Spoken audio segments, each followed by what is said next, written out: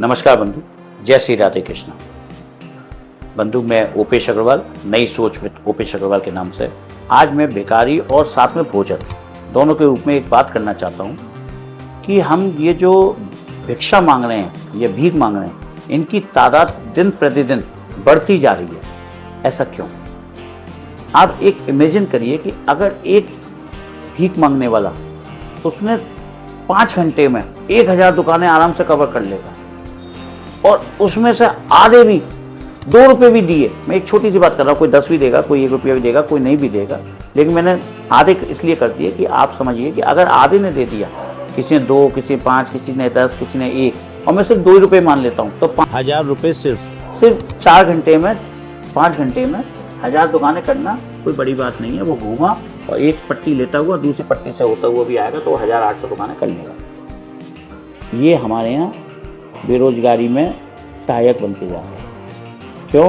क्योंकि उनको लगता है इससे सस्ता धंधा कोई नहीं है और इससे बढ़िया कुछ नहीं है। ये सबसे गलत है। हम इसको अपने आप देखें तो उनके बच्चे, छोटे छोटे बच्चे आज भीख मांग रहे हैं, किस दिशा में जा रहे हैं? गलत। हम उनको समझा सकते हैं, हम उनको भोजन दे सकते हैं, पैसे की जगह भोजन खाओ, भोजन करो हमारे सामने। हम भोजन व्यवस्था कर सकते हैं, कुछ नहीं बिस्किट दे सकते हैं, उनके बच्चे आए तो उनको कुछ खाने को दे सकते हैं, खाओ, लेकिन हम पैसा नहीं देंगे, पहली बात। दूसरा, अगर पैसे की आवश्यकता उनको क्यों है,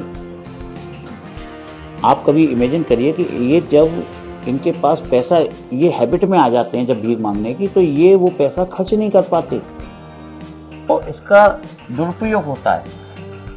भांग पीते हैं, शराब पीते हैं, उल्टी सीधी हरकतें करते हैं, मतलब कुल मिलाकर इसका दुरुपयोग भी वही करते हैं। आप ये जो पैसा दे रहे हो, क्या ये पुण्य काम में जा रहा है? हम कैसे समझें कि इसको ज़रूरत है कि नहीं ज़रूरत है?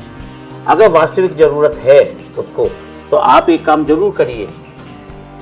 हर भिखारी को आप ना देके आप 2 लोगों का चयन कर लीजिए कि हम तेरे को व्यवस्था करेंगे, तू बता तेरी क्या समस्या है, हम तेरे देखना चाहते हैं तेरे परिवार को, कौन सा परिवार है, लेकिन तू भीख नहीं मांगेगा। कर सकते हो, हम उनको भोजन सामग्री दे सकते हैं, हम उनको हर तरह से मदद कर सकते हैं, लेकिन भीख ना दें, पैसा ना दें। और खासतौर से उन छोटे छोटे बच्चों को मत दीजिए, क्योंकि आने वाली पीढ़ी क्या करेगी?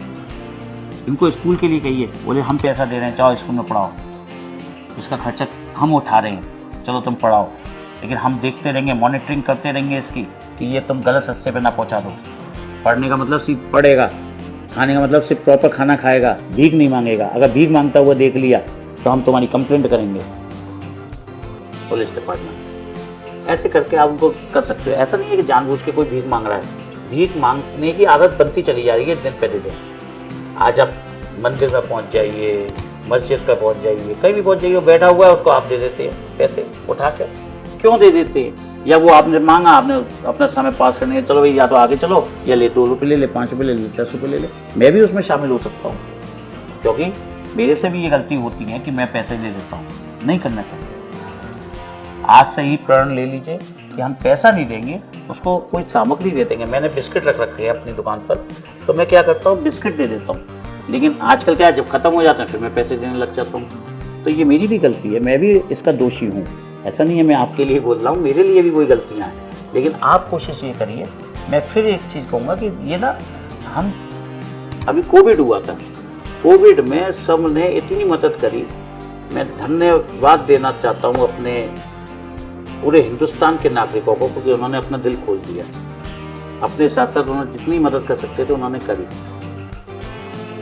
लेकिन सबसे बड़ी समस्या ये है कि उसके बाद हम जो मदद करना चाहते हैं वो नहीं कर पाए, क्योंकि हम अपने कामों में फिर गिर गए। तो आप एक काम कर सकते हैं, आप नियर बाई, आजकल बहुत संस्थाएं ऐसी हैं जो 2-2, 5-5 रुपये में खाना खिलाती हैं। उनसे उनका कांटेक्ट करा दीजिए कि एक टाइम का खाना आप इनको दीजिए और इसका पैसा मुझसे ले लीजिए। आप उनको 500 रुपये दे दीजिए, 1000 रुपये दे दीजिए डोनेशन के रूप में। वो आपके जो गरीब लोग हैं, मान लो 1 है, 2 है, उसके हिसाब से आप दे दीजिए। आपके लिए भारी नहीं पड़ेगा। आप सिर्फ 2 की मदद करिए, मत करिए सबकी, सबको लौटा दीजिए।